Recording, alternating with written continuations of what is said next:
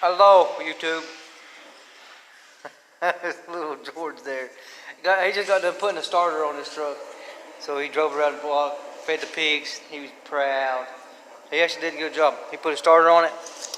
Then we had to wire a fuel pump up on it.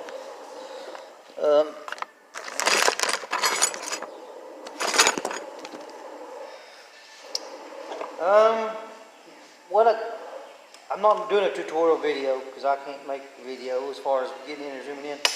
But what I want to do today is, and disclaimer on this video, it's PG-13, no gullets will be got on this video. We just get the top plate, we don't get gullets, so little kids can watch this one because no gullets will be got on this video.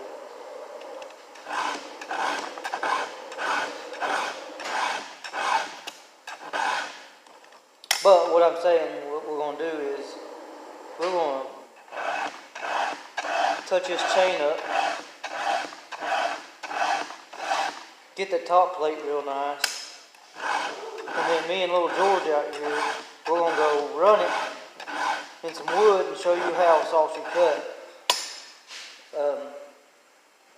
If you're working that saw, it's not sharp, honestly. If you can't set it down in a piece of wood and it pull itself through the wood, there's something not right.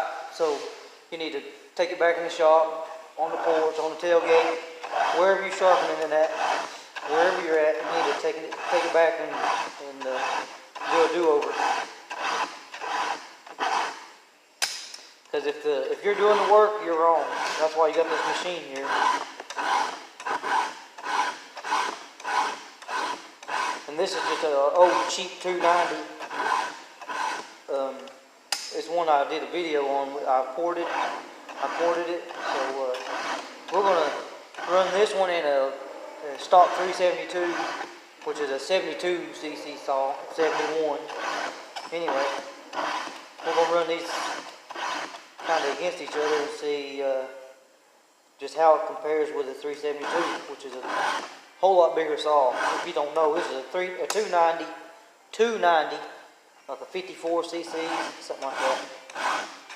It's a smaller homeowner saw, but there's millions of them out there, so.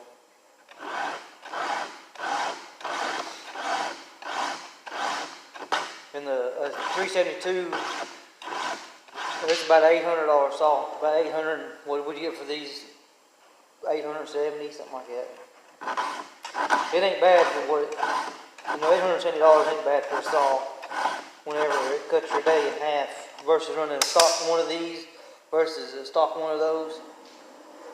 Getting some business calls there. I just let them go to voicemail. Okay, that's done. Let me check these records real fast.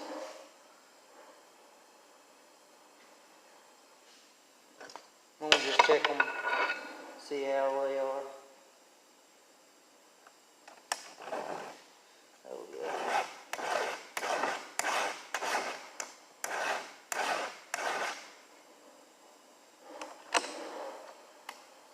To me, this is the worst part of sharpening this off.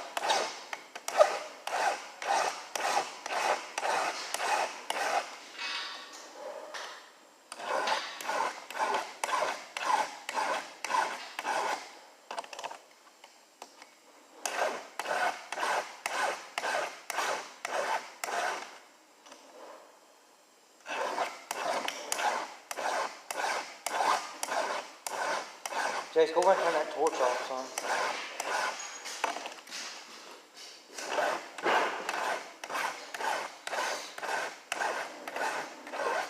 Yeah, this is probably one of the most important parts about sharpening the saw is getting these rakers. I call them rakers. A lot of people call them, depth gauges, because they do the same thing. The job of it, of this thing I'm doing now, it's a depth gauge. This measures the depth that the tooth is actually allowed to cut. Plus, after the tooth in front of it passes through the wood, this tooth passes through the wood and the chip is expelled in between these two chips. And then this raker does what is exactly that, rake. It rakes the wood out through your kerf.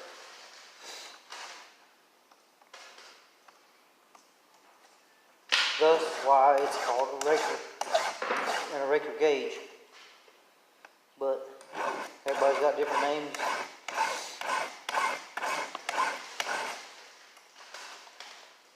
But it's got two jobs, actually.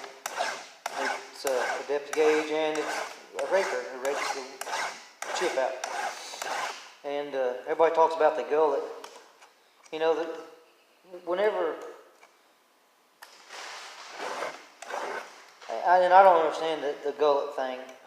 I mean, I've been sharpening chains. I'm 39, and I started whenever what are you doing over eating my chip?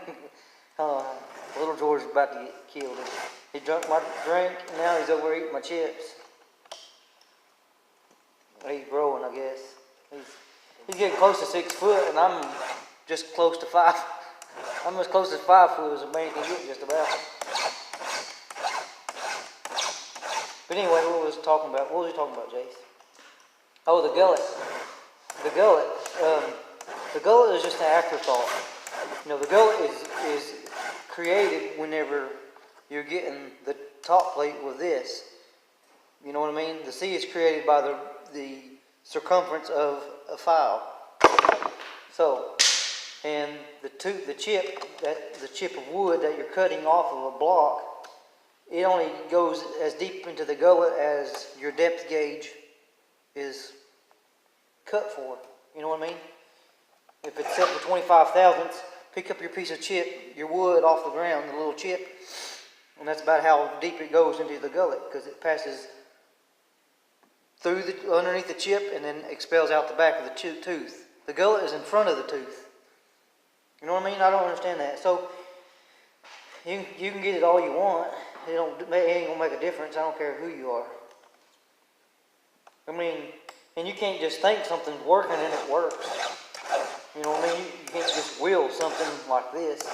I mean, you can run a race and will yourself to finish the race, but you can't take a flat file and knock every tooth on this saw off and then just expect it to cut.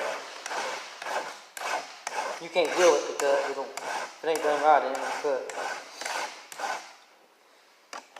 And then you got people talking you have to hit them every tooth the same. And you know, and you don't have to, but it's good to, because you know these chains are designed to, you know, they're designed to function a certain way.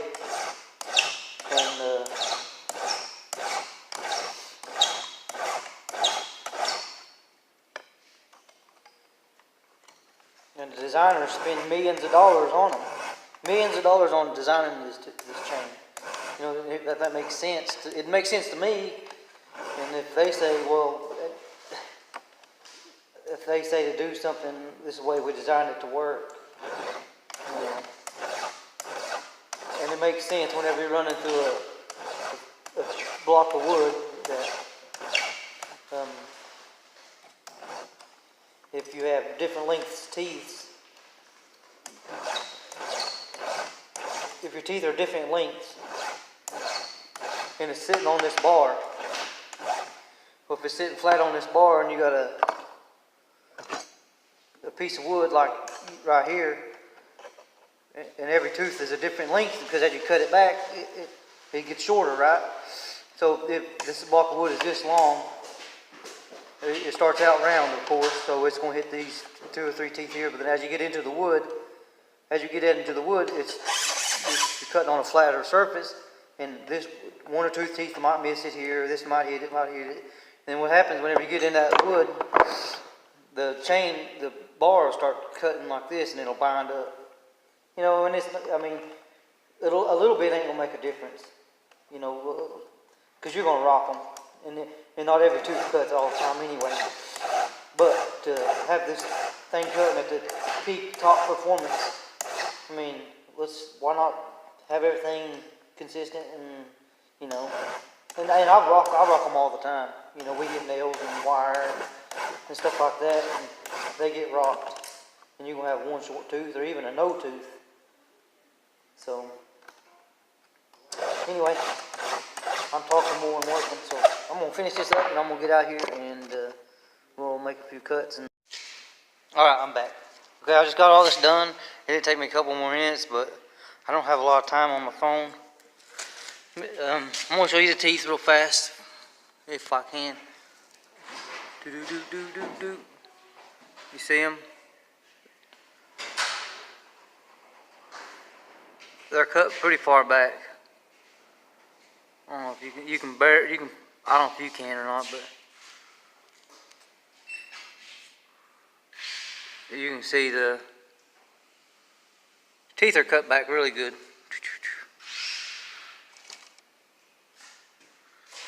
And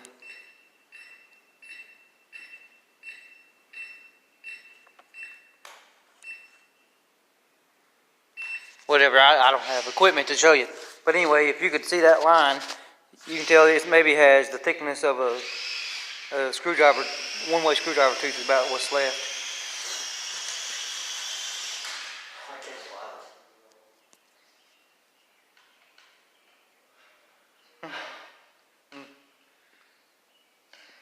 Yeah, we're workers, not techno geeks. That's a drone, by the way, if you didn't know. All right, well, let me get these saws.